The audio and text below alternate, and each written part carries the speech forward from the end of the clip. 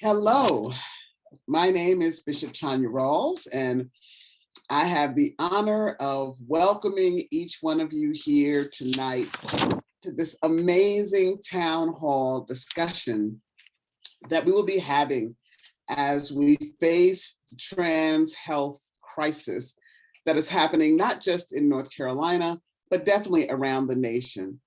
I am founder and executive director of the Freedom Center for Social Justice, and we are so excited to be partnering with Duke University as one of our central hosts and our other co-hosts who are also here with us tonight.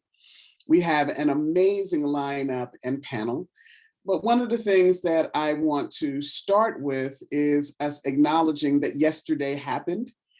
It actually happened. We actually had an experience where we saw, had it not been for the video of a young teenager standing there for those 9 minutes plus, we might not have had the outcome that we had. I am still feeling emotion in reference to this, as I'm so sure many of us are. It's impossible to start tonight and not acknowledge the case with Chauvin having been charged not just once, not just twice, but 3 times. And also having an opportunity to see police officers pierce the blue wall. And my hope is, as I'm sure all of us shares this, is that all of us who are committed to justice hope that this will be the beginning of new things to come. One of the things we also must acknowledge as we are starting tonight is the fact that trans women of color are still being murdered and harmed at record numbers. We have so many situations and news accounts that are coming up, many of them not giving full stories. And so again, another hope is that the stories of our trans siblings also be told and told fully. I am excited to have as my co-presenter and convener tonight, the handsome, amazing, brilliant Angel Colley, who is many things. Angel also, in addition to serving for Duke, and he'll say a little bit more about his background, but he also serves on the board of the Freedom Center for Social Justice and has been with me before he had facial hair. So let's just say it's been a long time.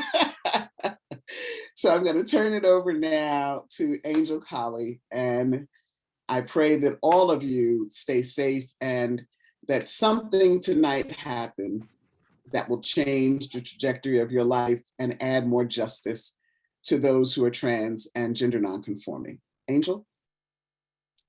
Thank you, Bishop. It has been a long time. I'm a little fired up. I'm just gonna say that out the gate. With so many lives under attack, Black lives, Asian lives, trans lives, and the lives of transgender girls, women, and young people that these awful bills are targeting.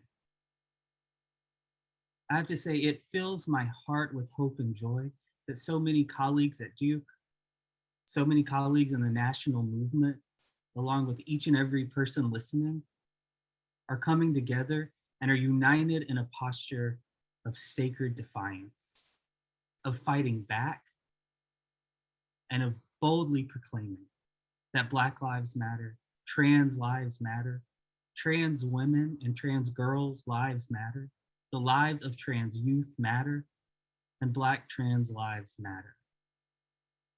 Our communities are under attack like no other time in history. Over 33 states currently have well over 100 bills aimed at denying us life-saving and life-affirming care. They seek to ban us from gyms, from arenas, and if they had their way, from sports altogether. And I'm here to say that these bills are based on hate, lies, and are meant to be an attack on our humanity and our worth. They are intended to deny us healthy relationships with ourselves and with society and the world around us. These are the lawmakers whose job it is to protect us, and they have become our bullies. Passed or not, these bills are dangerous and they incite violence. Just weeks ago in Charlotte, home for the Freedom Center and home for many of you here, Jada Peterson and Remy Felno, two Black trans women were murdered. That's what these laws incite, these bills incite, this hate incites. We hold this event this evening asking for accountability and to stand firm in our worth. As trans people, we are sacred, we are loved, we are beautiful, we are whole, and we will fight back.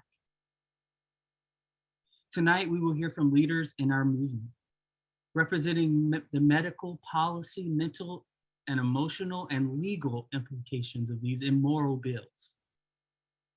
So from the bottom of my heart, thank you again to all of you who have said yes. Yes to being on this panel, yes to sponsoring this event, and yes to being here when you could have been anywhere else tonight. Thank you for fighting for our lives today and every day.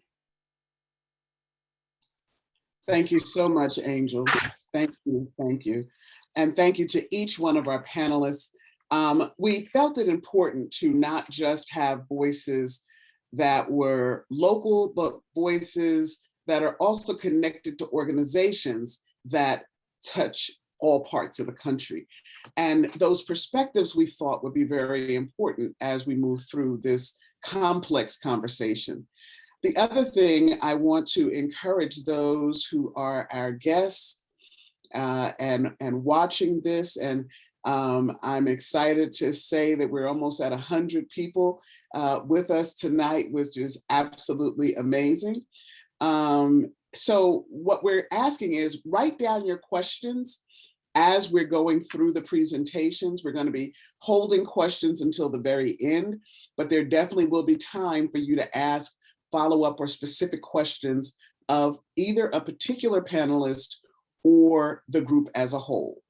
The panelists will each be given 5 minutes to share or less, and they will also be introducing themselves beyond the organizational introduction I will give. So I get to start off with Dr. Kameryn Lee. Kameryn is with the Folks Health Center, and also she is one of our Transgender Seminarian Cohort members. The Freedom Center's Trans Seminarian Cohort is now on, I think, our 8th cohort, and are so excited to have Kameryn in this year's cohort. It wasn't enough for her to be an MD. She had to go on and like become a others, right? So we're excited to have her tonight. And Kameryn's going to be focusing on the medical implications of some of these bills. Kameryn?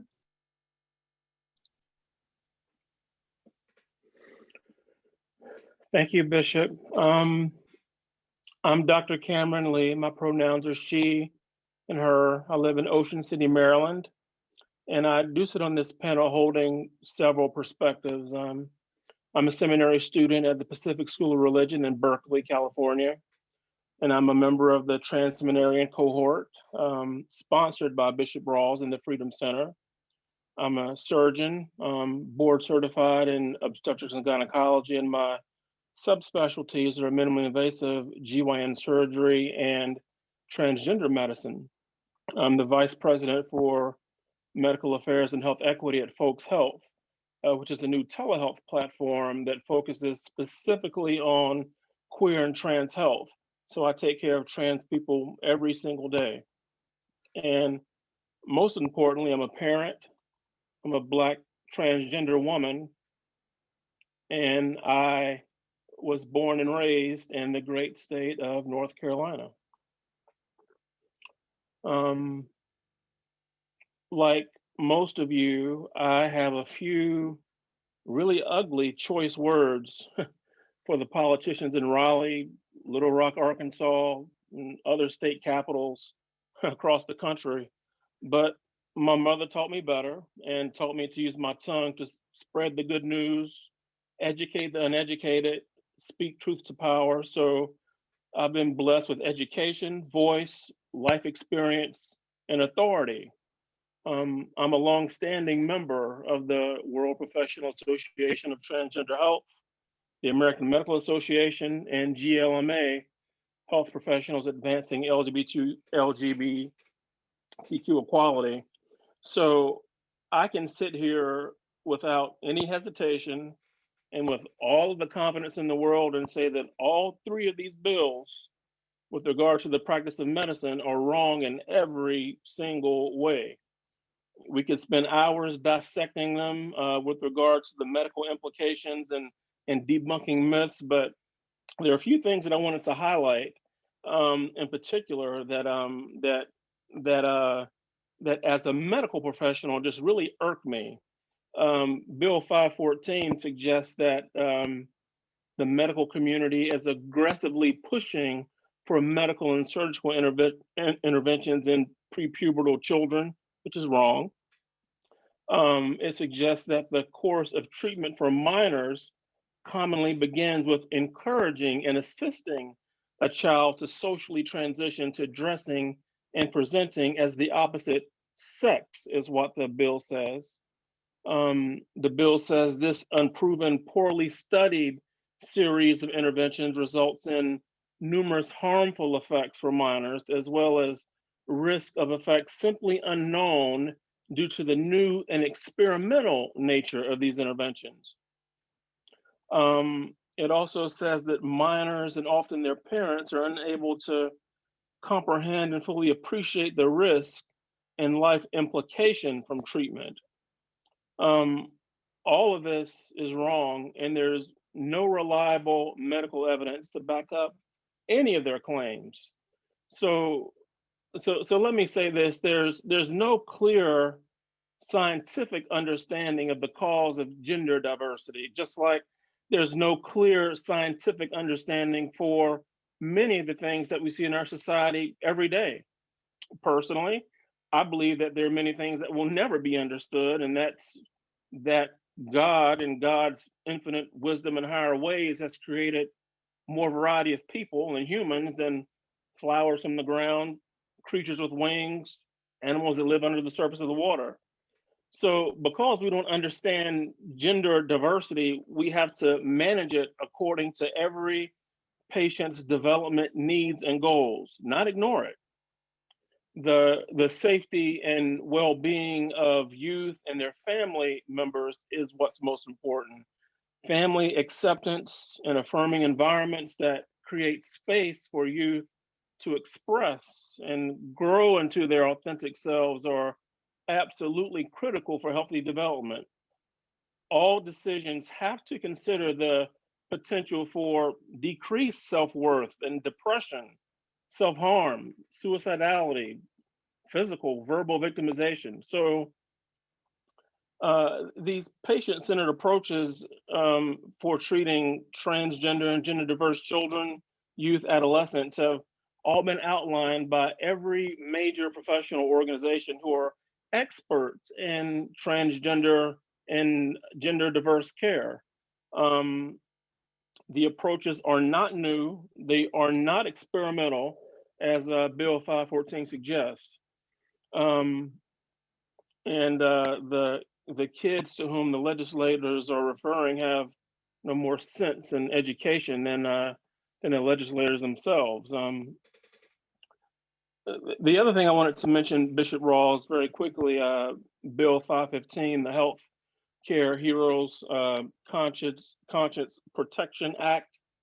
It says a medical practitioner, healthcare institution, or healthcare payer shall have the right not to participate in or pay for any healthcare service which violates his, her, or its conscience. You know, I actually don't have a problem with that part of the bill because we can't force people to see us in a different light. And because if you don't want to take care of me because I'm transgender, then I don't want you touching me.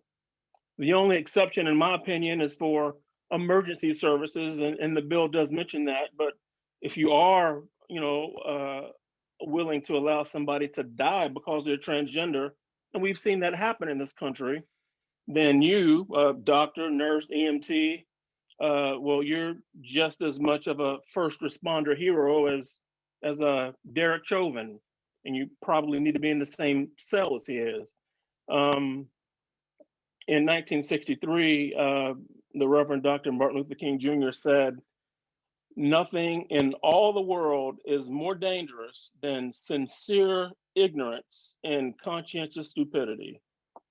So the authors of these bills should have their pictures beside that quote, because they represent and embrace ignorance and flaunt their miseducation and stupidity in these bills written in plain black and white. Yes, yes. Thank you so much, Dr. Kameryn. We next have Dr. Kate Whetten.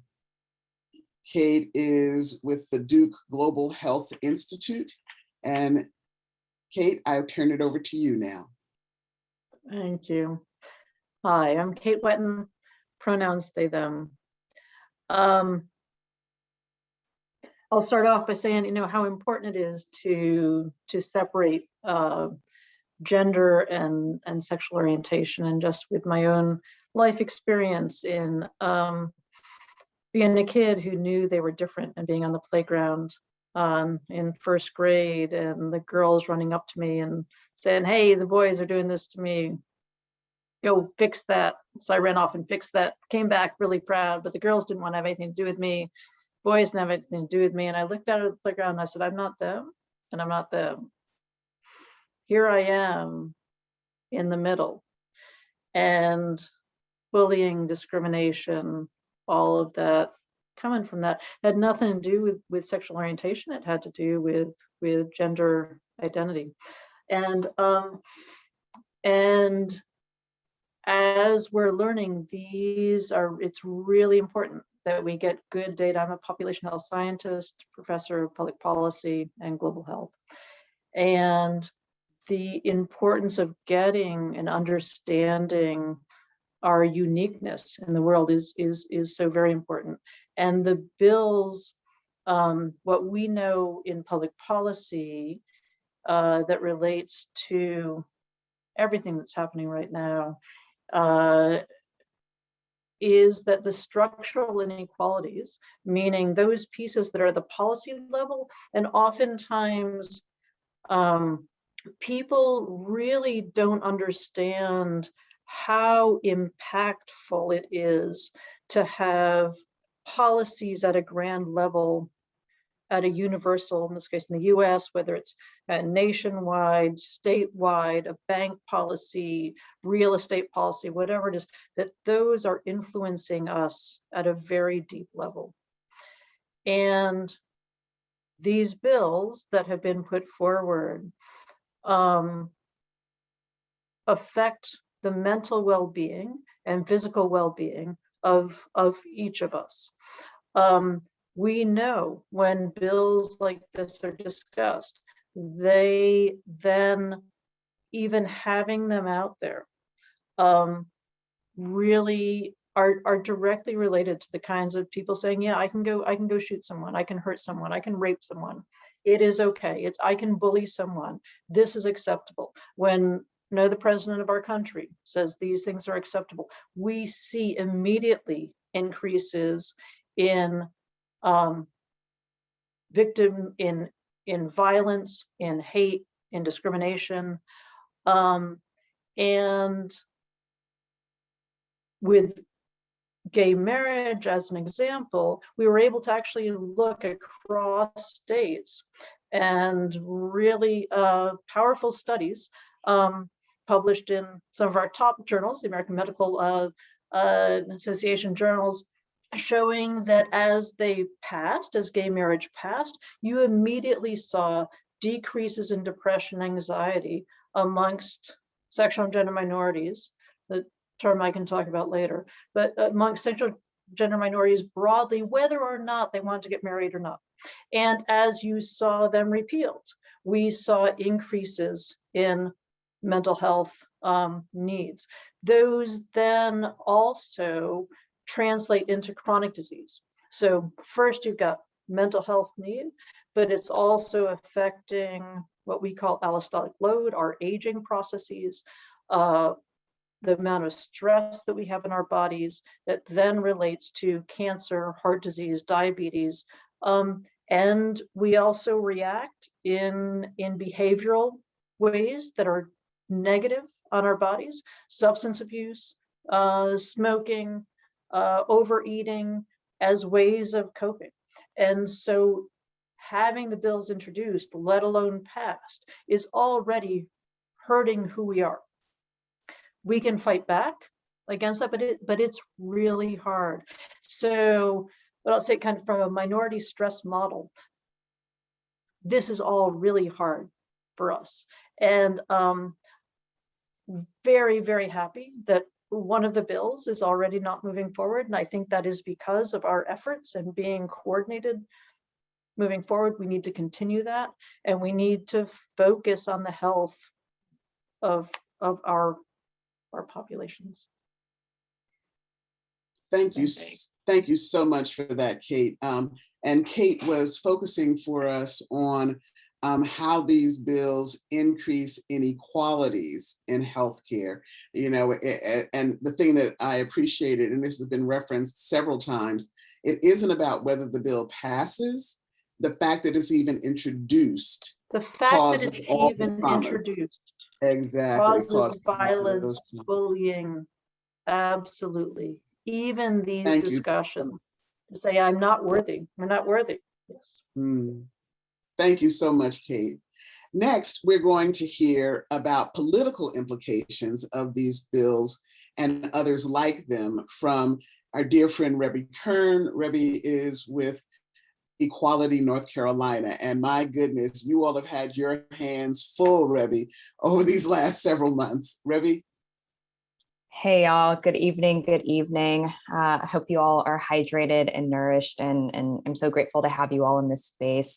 I'm Rebby Kern. My pronouns are they, them, theirs. I'm the Director of Education Policy at Equality, North Carolina. Additionally, doing national trainings with the Human Rights Campaign Foundation, doing some work around professional development in K-12 schools as well, and also teach yoga on the side. So if any folks out there looking for affirming trans spaces, I would love to have you and continue teaching online in that space. Yes, yes.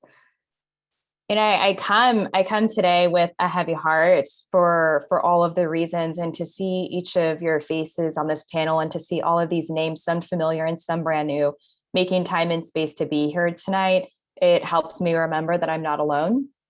And I started this morning at a press conference to honor Jada and Remy here in Charlotte, and to tell their stories and to call our community to action, because justice would be them still here.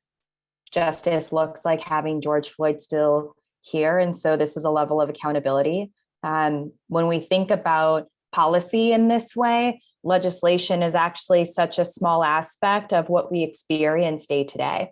And even as we move to pass pro-equality bills, to pass pro-trans bills, we have to understand that so much of our culture then also has to shift, because like Dr. Whetten said, the introduction of these bills is causing traumatic harm.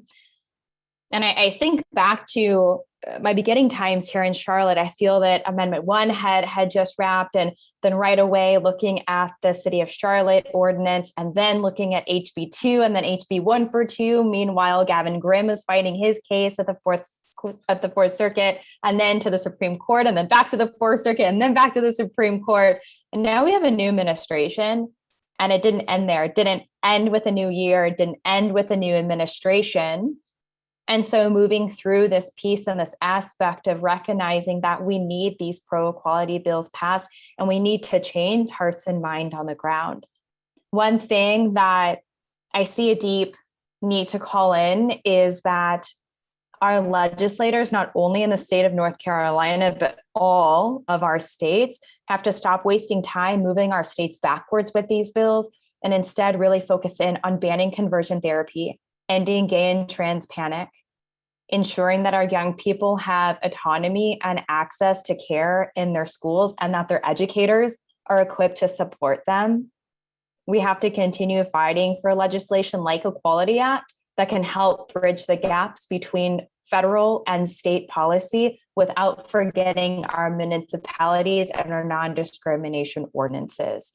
All of this is major and huge, and I still have to be able to have conversations on the ground with folks and do so.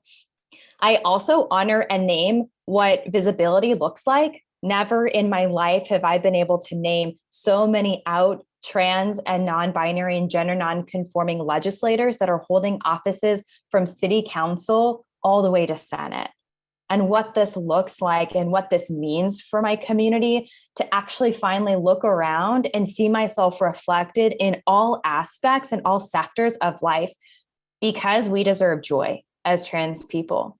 We deserve an ability to thrive, and we deserve to be able to keep ourselves safe in this way and actually have this upward and economic mobility that can take us across the board. To sit here across from Dr. Kameryn Lee, I wrote her and I said, can I buy your book? You must have a book out by now because I want to soak all of you up. And I thank you for your work. I see you, and to be with so many powerful leaders. Diego, you saw me when I was just coming into the movement.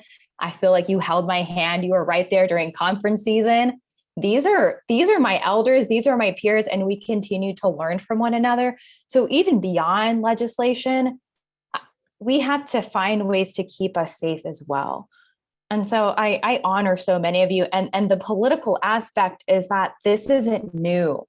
People have been trying to erase us from history through sodomy laws, through conversion therapy, so many ways, and continuing even in 2021 to ban us from healthcare, to ban us from athletics. We don't have time anymore for this. And guess what?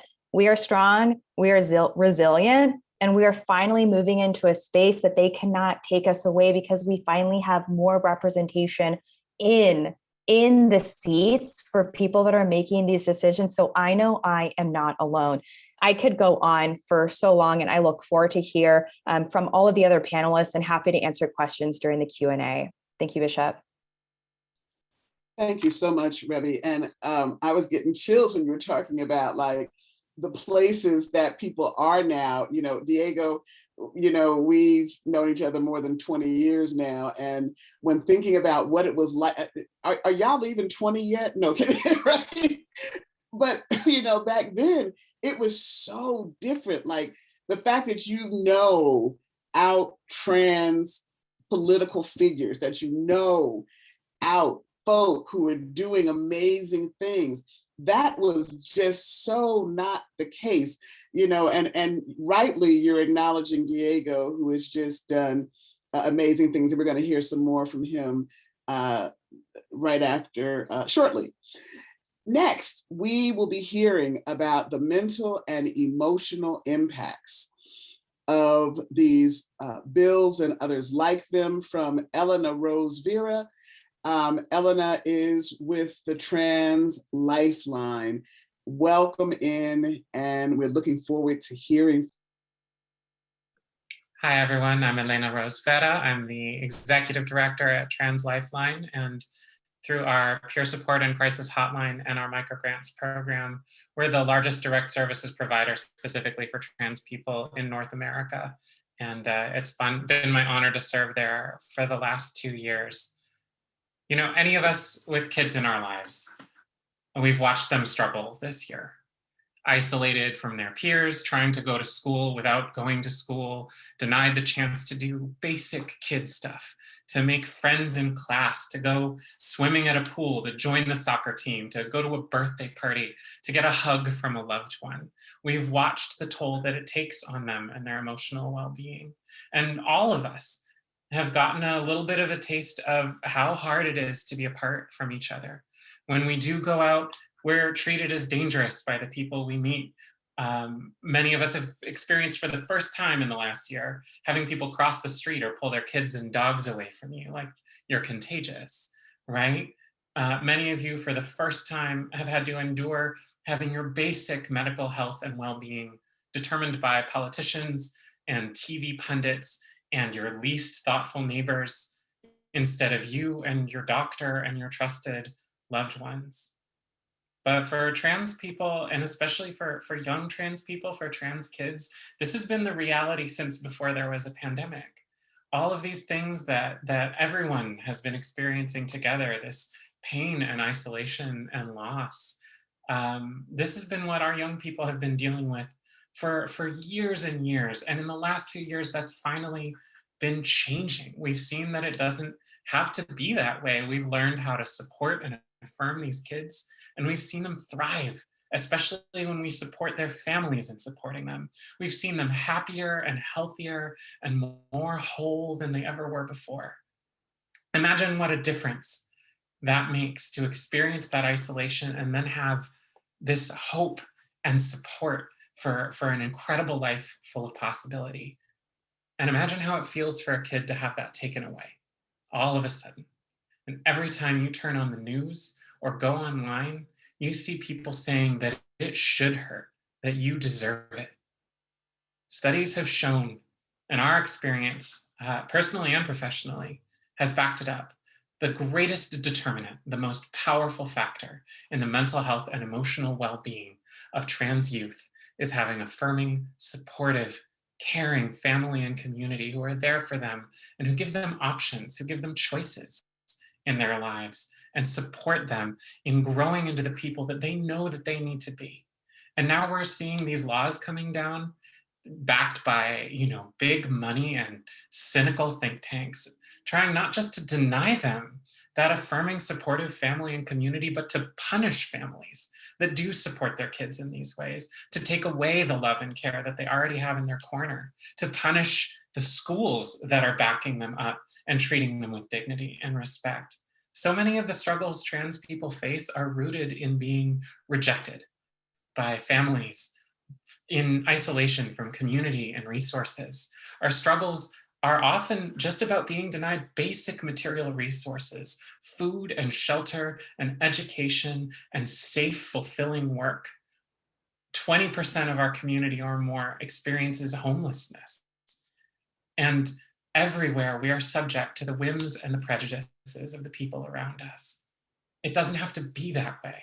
And enshrining that bigotry in law, to put forth, to even suggest that the law should enshrine that we are not as good or decent or dignified or worthy of respect and resources as our neighbors, it sends the message that the basic structures of our society don't want us, don't understand us as worthy of having those basic survival needs met.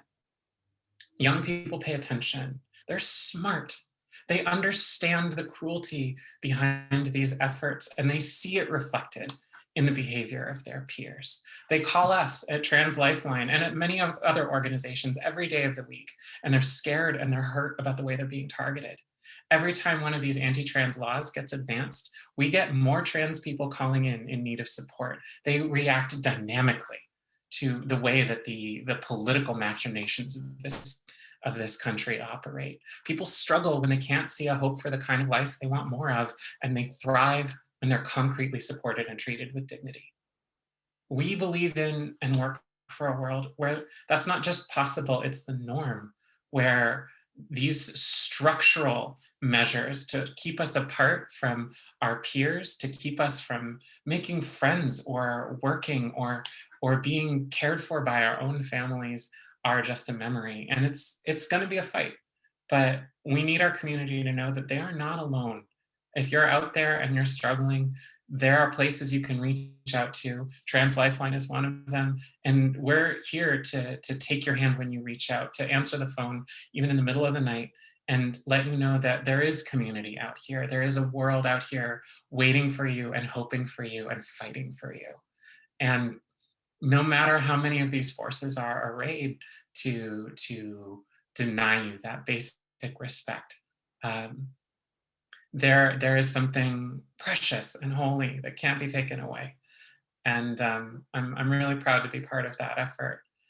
We've seen the impact that this is having on our community, and we're going to do our best to counteract it, but we can't do it alone. And I'm really proud to be working with all of you on this panel in making sure that we're looking after our whole community, and especially our vulnerable young people. Thank you so much, Reverend Elena. And Elena, and one of the things that I was thinking when you were sharing was, as a cis trans ally, we were so clear when we were thinking through this. Angel brought the thought to me, and we were really clear when we were thinking about this, that trans voices are what had to be centered, that those were the ones who needed to be talking and presenting on each one of these issues. And I want to raise that for those allies who are on the line with us tonight. You know, I'm still learning how to be a decent ally. You know, we have to learn how to do that. And I think there are times when, and I think Dr. Kameryn referenced King's quote, but this way that we think because we're progressive in one area, that we're progressive in all areas. And that's not true. I think a lot of times those of us who are allies and accomplices get in the way. And so I just want to say that out loud. And as much as is possible, when we're addressing things related to our trans community and gender nonconforming community, that we center those voices the same way that it's important to center Black voices and center women's voices and center Asian voices, whoever it is that we're purposing to address needs for. So I want to just say that, and I want to thank each one of you. Even to this point, I'm still learning more, and I so appreciate that. Next, we have Shelby Chestnut. Shelby is going to be talking about legal implications. Shelby, I noted you dropping in the chat as Elena was talking that, yeah, we wind up getting more calls at the Transgender Law Center as well. It affects across so many areas. And again, it isn't about whether the bill passes, it's about the fact that the bill gets introduced. And so Shelby, I'm going to turn it over to you now. And thank you for being with us. Thank you, Bishop. Really anything for you. I know that you're like a huge fan of ours and we're a huge fan of yours. If I say anything that doesn't make sense, you can blame Diego because I learned everything that I know from him. So talk about the trans elders passing it down. Just a quick bit about TLC. So we're the country's largest trans-led organization. We do impact litigation, movement building. We're just trying to keep folks alive and thriving in this moment. And boy, is it a challenge. I'm here in Minnesota right now, so I just really appreciate you lifting up everything that we've been through. And it was such a tense day, to say the least, yesterday. I think folks are breathing a little sigh of relief in this moment. So I think if you think about like the previous administration, which, you know, put us all through terribleness, and now we have the Biden administration who's working, I think, to sort of correct a lot of the things that the previous administration did. But I think what we're needing is more trans justice than what we're getting. And I think what is clear, you know, right before this, I was on a call with trans youth leaders around the country, most of whom are trans kids of color, talking about how these bills are connected to sort of police violence, and talking about how it's connected to the fact that they can't go to school and be safe and they're targeted, you know. And I was just like, wow, like young people know exactly what we need in this moment. So I really appreciate what you're saying about lifting trans folks up in this moment. I always, when I'm arguing about these bills, and I really wish we were not arguing about these bills all the time, I think of a moment, probably 4 years ago, Diego and I were sitting in a meeting with a number of national leaders, and we were the only trans people in the room. And they were talking about trans people as if like we were like something over there. And it's like, no, like you're talking about trans people, and there's trans people here, but there needs to be more trans people here. And just how important it is, I think, to center those voices. So it's just great to be with all of you. I didn't realize I actually needed to be around people who could just love and support each other in this moment. So I'll give the big picture and then some of the things that we're thinking are priorities. And I'm happy to answer questions in the Q&A. I will preface it by saying I'm not a lawyer, so I can give you like the fake legal perspective. But I think big picture, what's happening is the immense impact that so much of what's happening in the world has on trans people of color, trans BIPOC folks, migrants, particularly trans women and femmes, elders and youth, people with disabilities, people living with HIV, and just like the ongoing violence that folks have faced. There's constant harassment, discrimination, and just lack of having basic needs met. And then you think back to like 2015 and what communities have faced. It's been concerted attacks year after year by state legislatures, by federal administration to really limit trans people's just ability to exist. And then you put it against the backdrop of 2020 and it's like the very people who need these things the most are the most impacted and don't have access to this. And I think we're living in a really different time than we were even a year ago with COVID and what this pandemic has shown. It's, the people that we're talking about are the people we're most impacted by these issues. I was just on a call earlier today and there's over 320 anti-LGBT bills filed in state legislatures, 320, and 120 of them are anti-trans. That's a lot. And I mean, I think what it's pointing out is the lack of investment in trans people driving these narratives and finding the solutions from the jump, that when we got marriage equality, if we'd prioritized the issues that trans people, particularly young trans people of color, had said were the priority issues, I don't think we'd be in this situation right now. But for years, we were all looked at like we were like speaking a language that nobody wanted to hear. And this is where we are.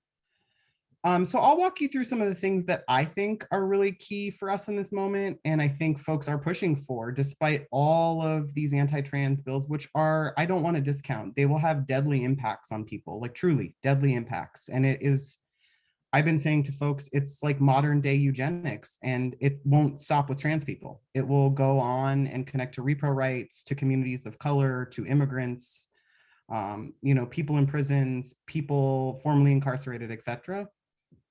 So I think for us, what equity looks like is broader decarceration, sex workers' rights, public safety just broadly reimagined, prioritizing the needs of disabled, queer, and trans people, ending the criminalization of young people. I mean, so many folks have spoken to this, and provide care to younger people, also older adults and families more broadly facing these issues and day after day trying to figure out how to support their kids and their families and just get through it when, I mean, what Elena Rose said, like you can't even cross the street sometimes without it being a whole spectacle and your transness being called out as if it's like a threat to someone. I mean, a huge one that I have to say, it's because trans people force this as an issue, ending trans detention. There's no reason why anyone should be detained in this country, particularly people seeking safety in this country. And to think that it's separate from the issues we're talking about, it's not, it's connected. And then healthcare for all people. It's not like healthy people need healthcare. It's not rocket science. We've had like many Supreme Court rulings, state legislatures rule that trans people have access to healthcare. I don't know why we're still debating this. It's like literally wasting our time and our money and our vision. So just give trans people healthcare. I have a long list. I can keep going. I think any non-discrimination laws should include the sort of transgender status, which I don't love that term, but it's just a way of nicely and neatly saying include trans people. And when it's done, it's successful. Like trans people can and should be protected. We've had many administrations, we've had state legislatures say thoroughly, trans people are a protected status and class. Why are we not prioritizing that? And I think this is something that we're really thinking about at TLC right now, but this broader implementation of economic justice and housing justice more broadly. I mean, if COVID has not shown us the ways that like economic impacts are harming so many of our communities, I don't know what has. And then I think this has been brought up. I think we need to have a bigger, larger conversation on what are what are we as an LGBT movement, but then what are we calling allies to do to begin addressing the deadly and violent epidemic against Black trans women and Black trans femmes? It seems like every year we're saying this is the deadliest year on record. And I think at this point, we can't separate it from all of the other anti-Black racism that is happening. And what's our commitment? To really figure it out and link it to the ways that state violence is harming so many of our communities, and that passing hate crimes law, I think, while is well-intentioned and an effort to include trans people, is going to do very little to change the day-to-day lives for people who are facing violence day in and day out. So those are some of the things that I'm bringing to this from like a legal perspective. Like what if we didn't have to defend our rights at every single corner? Could we actually be focusing on to think about trans liberation more broadly? And I'll put in the chat, we've worked on this amazing toolkit. It's called the Trans Agenda for Liberation. And it's like a 5-point platform that trans leaders around the country worked on and released. And it's just kind of like, here's a vision of a world that we want to live in.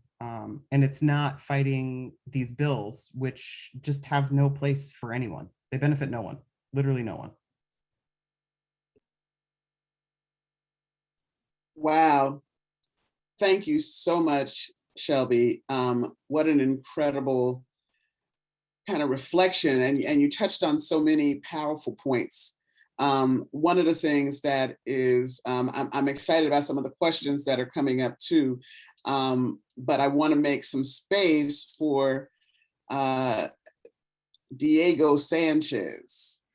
Diego, as almost all of us have referenced, we're connected to either directly, I'm fortunate to be one of those, or tangentially, or you know of him and the like. He has been one of those who were one of the few out trans people rocking it in Washington, D.C., and still continues to do so.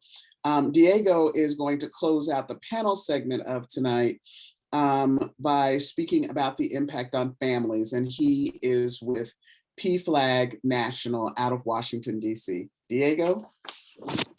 Thank you so much, Bishop Rawls and everybody. I had to, sorry, something happened, my computer died, my phone lives, so do I. You know, I gotta just say, I'm around all these smart people tonight, and it's such a fabulous experience. So I'm gonna break it down and make it, really simple like me. And that is about that role that families can have and do have.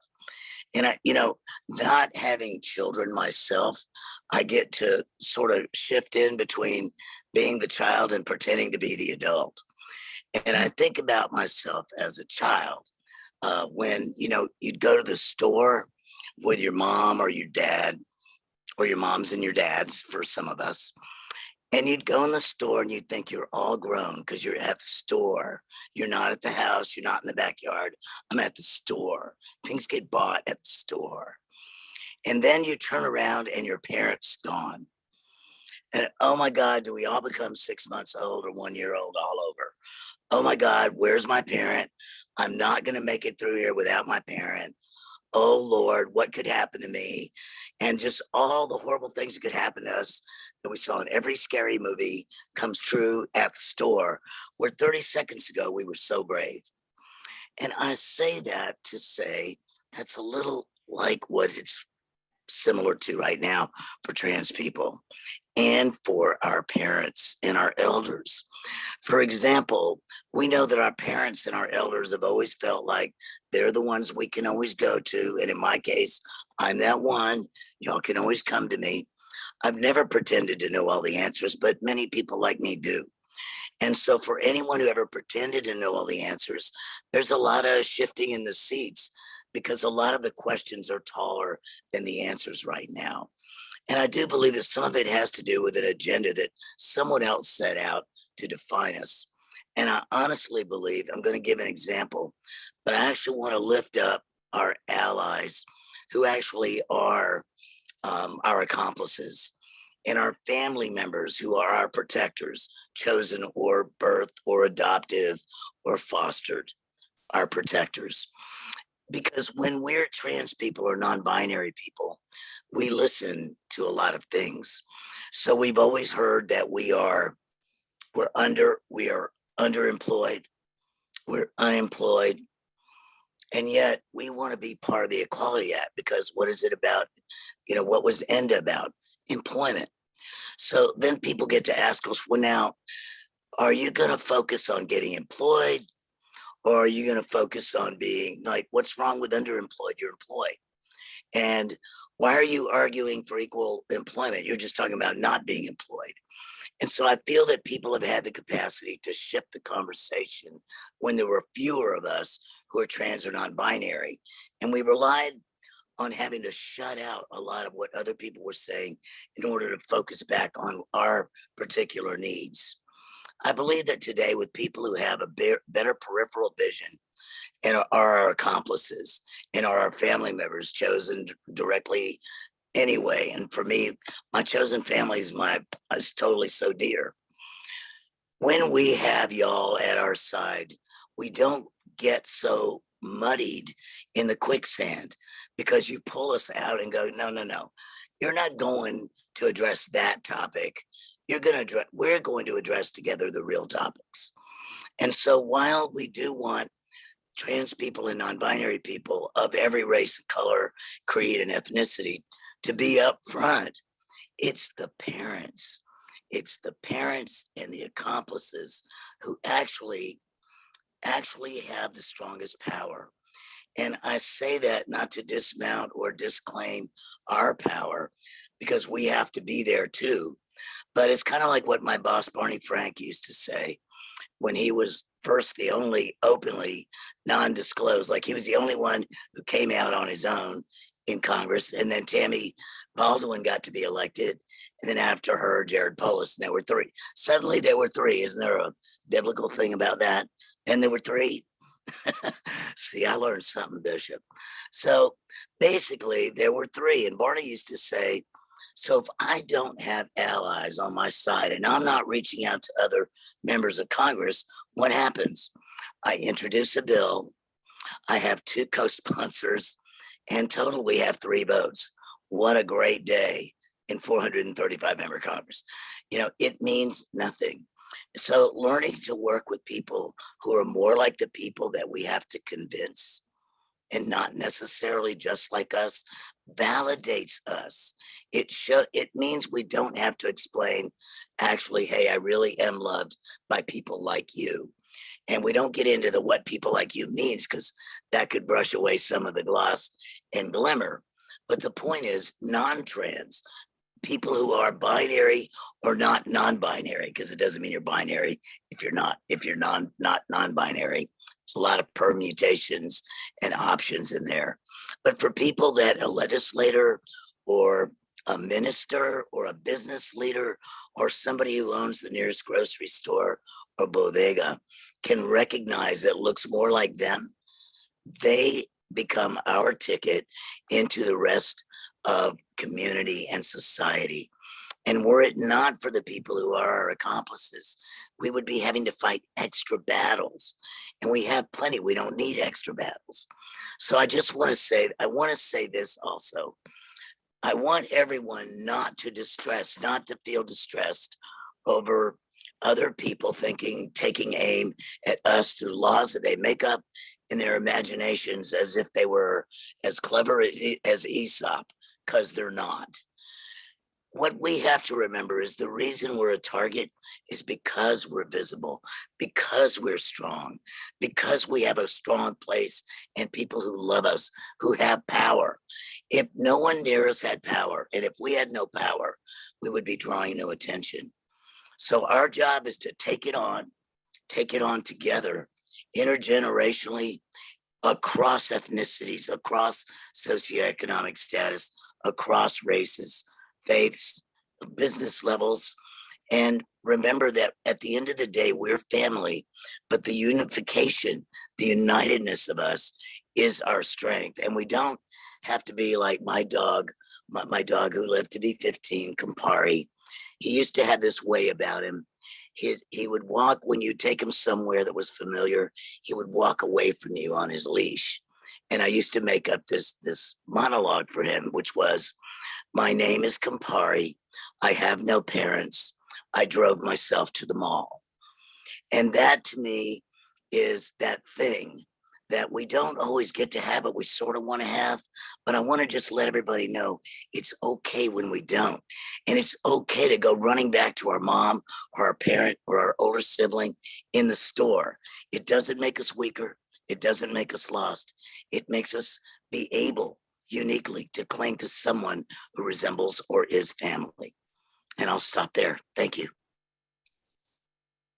And that's why we let him close us out of the panel segment. I'm going to take a little liberty because there's no way we can't address some of these questions. With a panel, first of all, can we just give a hand for all of that? Y'all can't see the hands, but let's just give a hand here, everybody, to all of our panelists. What an amazing, amazing time and presentations that you all offered up. So I want to ask a couple of questions, and I want to thank everybody for the questions that you dropped in the chat. What I'm going to do, just because of time, is to ask questions that didn't quite get addressed by any of the panelists. So that way we can hear some feedback. I'm going to ask panelists to please drop in the general chat for everyone any links that lead to additional information. So for example, some of these questions, PFLAG on their national website has a ton of resources for parents. Equality North Carolina, some people were asking me some questions in reference to talking points and the like. Go to ENC and they will definitely they have an amazing set of responses specifically for these bills that we're talking about now. Transgender Law Center, if there's any kind of questions you all have there, they work nationally. So and definitely Elena Rose, if you could please make sure you put the link for Trans Lifeline in there, that would be great. So I'm going to ask the panelists, and what I'm going to need to do is ask you all to answer extremely briefly, and whoever kind of jumps in first, I'll let that person answer the question. One question here is, I would love to hear whichever panelist may be able best to speak to and address the ways in which the stigma, both legal and social, of sex work disproportionately impacts transgender people, especially transgender people of color, who for a variety of reasons participate in sex work. Thank you very much. Anybody feel to— Shelby. Yep, Shel. Just gonna pull the question up. 1 second. And I'll also jump in kind of as you're getting ready, Shelby, and say I've worked with for a long time with people who are engaged in sex for the exchange of housing and money and different opportunities. And there are two ways. That may be too binary. It is too binary. People who are engaging in sex work, and one is that's something that they very much want to do, and their interventions, kind of people coming in saying, how are we going to get people out of this terrible profession? This is awful. That is quite rejected. And others who are there and who will say in focus groups that I've led with and had with people engaged in sex work in different countries around the world, saying, I got here, I didn't want to come here. I didn't want to be in this place, but I am in this place now. I got here because I didn't have other options. And I think for sexual and gender minorities who have a very difficult time making it through middle school, high school, bullying, being able to meet potential in other ways, who end up then saying, this is my form of income and the way I can make it. A large number kind of want out and others don't.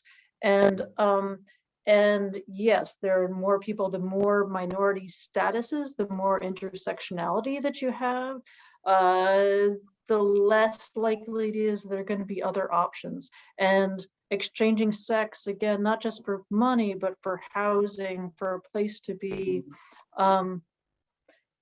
is an option that people have here.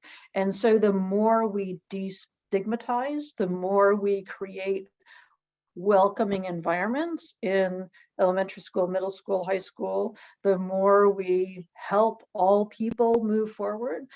The across intersectional kind of, regardless of ethnicity, religion, race, the less likely we are to have people engaged in sex work who don't want to be there, or who didn't want to be there in the beginning.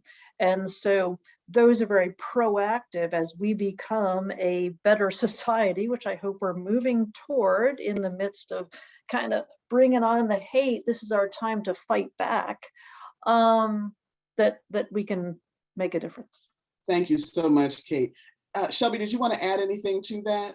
No, I think that's great. I mean, I do think we need to move away from this narrative that is like, people don't want to be in sex work. Like, some people do, and that's totally okay too. And it is a form of work. And I think part of it is thinking about the complications that criminalization has related to this. So like, yes, we should work towards decriminalizing sex work, not just legalizing sex work, but also let's look at police. Like, I lived in New York for 10 years, and there was, like, in that time, 2 lawsuits against NYPD because of the ways they profiled sex workers who were trans, because of where they stood, how they looked, who they talked to, all of those things. And to what the doctor's saying, it's like they're criminalizing people just for simply existing, and we shouldn't be doing that anywhere.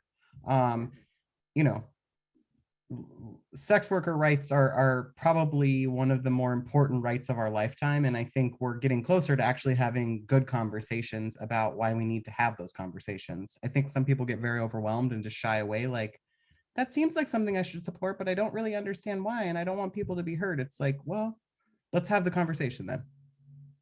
Yeah. That's a powerful statement in reference to the ways that we have to reimagine what's possible.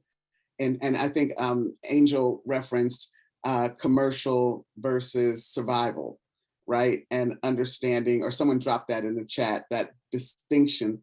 And it is an important one. And, definitely as a cleric, having that experience in talking with sex workers who were very clear, when you're talking to somebody who may make, $1,000 a week, it's hard to tell that person to go to McDonald's, to work. And so it's complex, but definitely I appreciate that question being raised. Another question, can you talk about maintaining energy and even optimism when fighting seemingly invincible systems? I work with incarcerated trans folks, and sometimes it feels impossible to change these institutions that are so entrenched and legally protected. Big question. I'll say something quick so that someone else can say something else. To answer that briefly, at least for me, for decades, the way that I've done it, and it's been hard, to be frank, in the past month, I've struggled a little bit because I'm watching so many things from so many angles, and people saying race and then leaving out API and Latinos and Dad burn it and Native people. Anyway, that's not the point.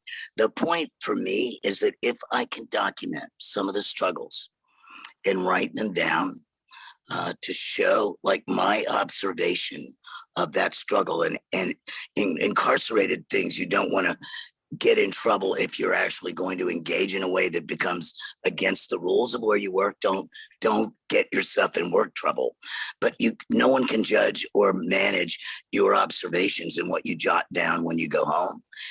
And let that turn into something. There are plenty of avenues in ways to express that become validating.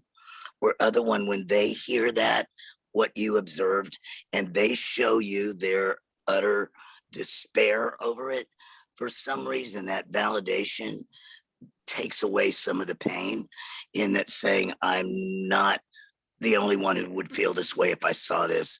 And then it gives you energy to make that change, whatever that little piece of energy you can do, whether it's to write a letter to the editor, or, you know, whether it's calling Shelby and seeing if there's something that the TLC needs us to step on, or calling Elena and seeing if Trans Lifelines needs something. I mean, there are always ways to give a little and then manage your own energy. But one of the ways is to document the horror that you see so that you can relay it back and let someone else validate that horrible feeling, so that it gives you room to have more hope. And if Thank I you so might, much.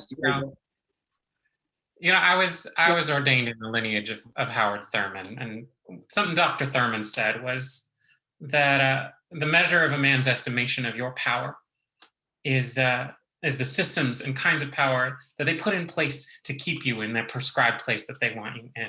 The measure of the oppressor's estimation of your power is the force and the systems they put in place to keep you down. And so when we're up against these invincible systems, they feel that way because that is what they feel they need to put into place to counter our power as a people, as a community. It looks so powerful and invincible because that is their estimation of how powerful we are together.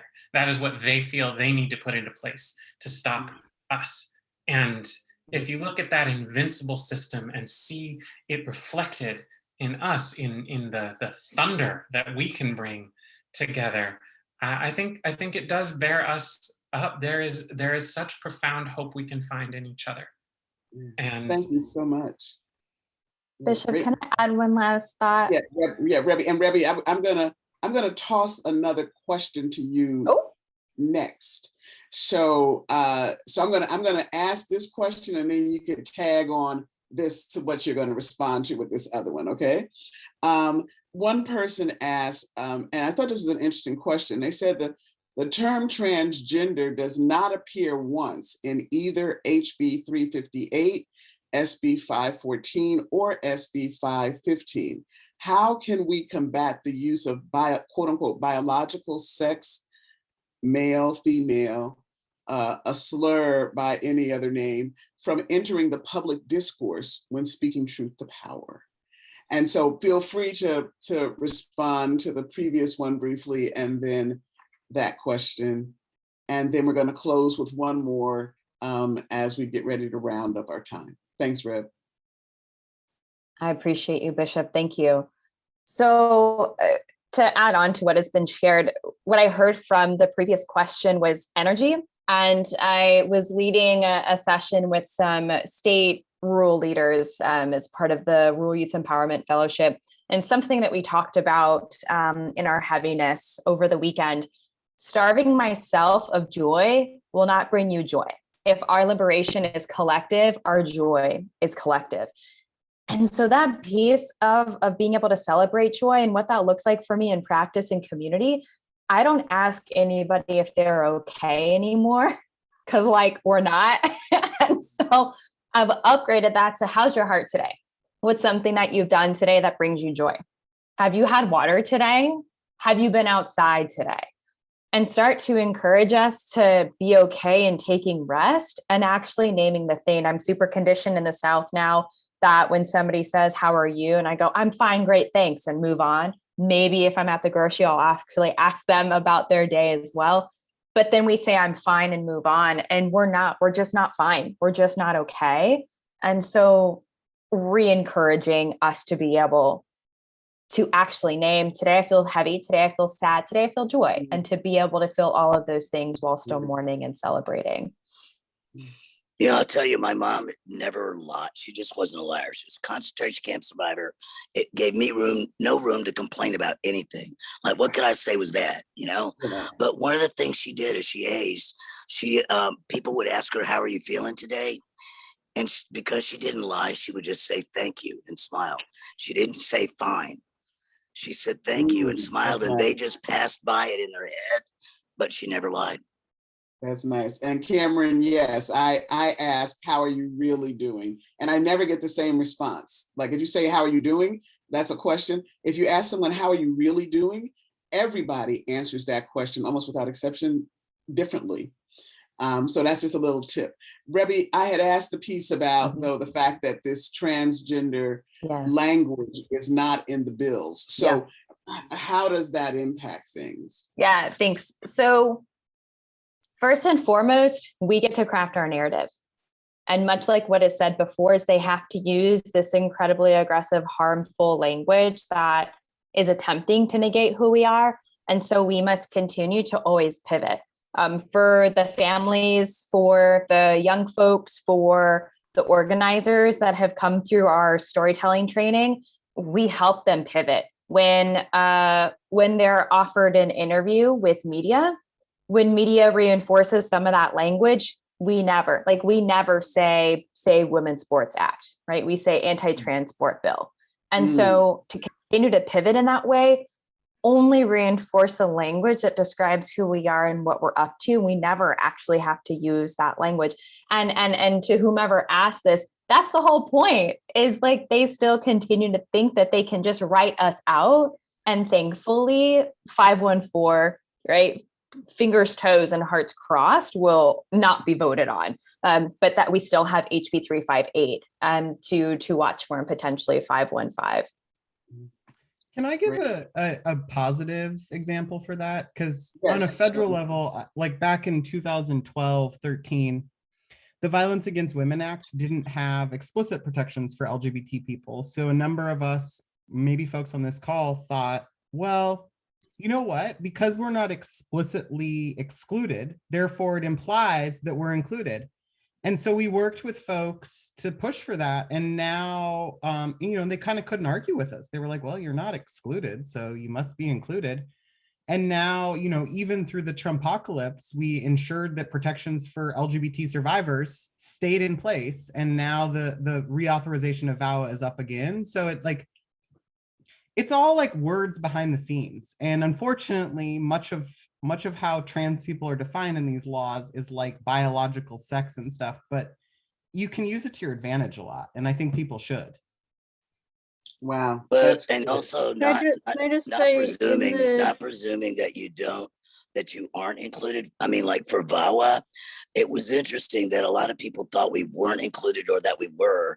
The truth is, in 2010, when that bill was signed by Obama, Mara Kiesling was in the room because it actually did explicitly include trans women. But people did it like we included it as part of the definition, but she was there for the signing because we did get it included in 09 and 10. But you're right, though, that as time went on, people were like, well, we have to see that word. It made us stronger as a people to know that we're there. Yes, Kate? In the Judiciary Committee hearing that was held, at the end, they tried to say, hey, this is not anti-transgender. This is about saving our girls. And I think what has been so powerful was our ability through these kind of networks that we're building, is we've been able to fight back so quickly and so powerfully in a way that was not anticipated. And whether they're saying this is not about being transgender or not, clearly it is.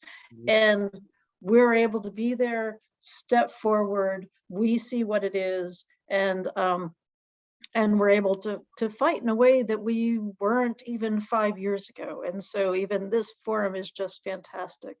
I also, if you don't mind, just want to read something because it kind of relates to something that we've been touching out via very quickly. Lama Rod Owens, who's a queer Black Buddhist teacher, when asked what it means to be a queer Black Buddhist teacher, they say it means I can be happy and still struggle. I can be happy and still deal with dying and death around me. I can be happy and still live in America. I can be happy and joyful in this body, that the world that keeps telling me over and over again that it's not good enough. Thank you so much. I'm going to turn it over to Angel. I want to thank y'all for this time. And I want to say there's one big question that kind of went, it was asked several different ways, and that was people asking, you know, how can I support? How can I become an accomplice? How can I, you know, step up and be present? And I want to just say real quickly, every single person that has spoken has an organizational open door. And so I encourage you in whatever area you are in to consider starting first right where you are. Sometimes it starts with just a one-on-one conversation. Other times it's interesting that, you know, start actually building relationships with trans people and see where it goes from there. But there is an open door to each one of those who are here. I'm turning it over to Angel for time's sake, and we could really have this conversation for hours and hours. It's a million questions I personally wanted to ask, but thank you all so much. Angel. All right, and I'm passing it right over to Nick. But before that, I will just thank you all so much. This has been beyond powerful. And as a trans person, I walk away feeling so loved, so held in community, and so grateful that across this country, all of this beauty and love and work is happening. Nick. Thank you, Angel, and thank you, Bishop. So we want to take a moment to thank all of the wonderful, amazing people and organizations that made tonight happen. I know that I am leaving feeling fulfilled and hopeful and inspired and ready to continue to take action, and we hope that y'all are as well.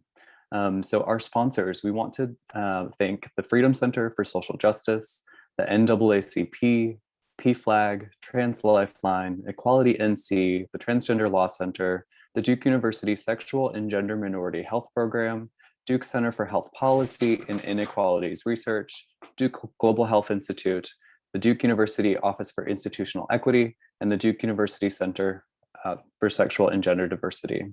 We will be sharing the recording, and we will be sending that out using the emails that y'all used to register for this event.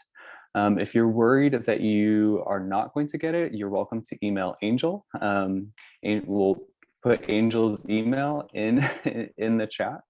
But again, thank you so much. We really appreciate all of our panelists, and we appreciate everyone for being here.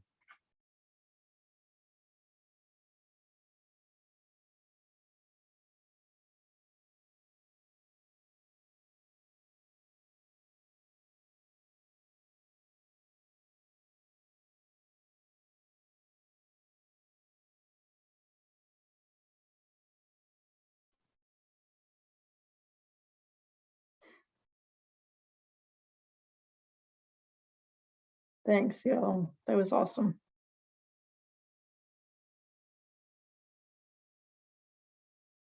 Angel, I can't hear you. I think you're on mute. Thank you all so much. For the panelists, if you could put your address, if you haven't already, in the chat. We just want to send you a small token of our appreciation for your time and energy and love put into this event. Or like snail mail address? Yeah, snail mail. We're going snail. No way. All right. Okay, let's see if we can figure out how to do that. I think for safety's sake, I'd rather do that over email, but Absolutely. Emailed you too, Angel. Thank you, Rebby. Sounds good. I will be looking out for that. I'm sending it to you, Angel. Cool. Perfect. But it's nice to see you. It's been too long. It has been too long. I always look forward to our yearly Creating Change meetups, and COVID took that away.